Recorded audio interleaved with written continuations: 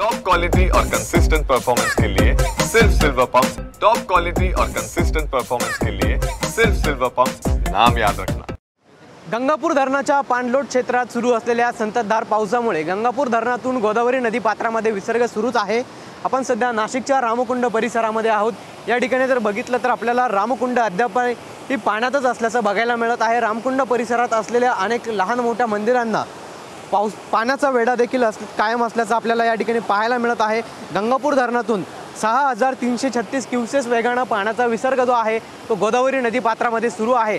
नाशिक शहरात जरी पावसाने तुर्तास विश्रांती घेतलेली असली तरी देखील धरणाच्या पाणलोट क्षेत्रात सुरू असलेल्या संततधार पावसामुळे धरणाच्या पाणी पातळीमध्ये वाढ होत आहे आणि त्यामुळे धरणातून पाण्याचा विसर्ग जो आहे तो गोदावरी नदी पात्रात करण्यात आला आहे।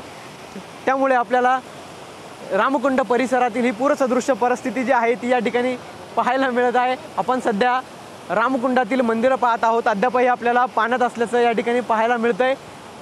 नाशिक शहरासह गंगापूर धरणाच्या पाणलोट क्षेत्रात आणि परिसरामध्ये पावसाच्या संततधारा सुरू असून धरणाच्या पाणी पातळीमध्ये झपाट्याने वाढ होत आहे। गंगापूर धरण तब्बल 60% अधिक भरल्याने धरणातून पाण्याचा विसर्ग जो आहे तो देखील सुरूच आहे आणि त्यामुळे आता गंगापूर धरणातून नदीपात्रामध्ये पाण्याचा विसर्ग करण्यात आल्यानंतर गोदावरी नदीचा पूर आपल्याला कायमच या ठिकाणी पाहायला मिळत आहे। कॅमेरा पर्सन कुशाल पाटीलसह पवन येवले, TV9 मराठी, नाशिक।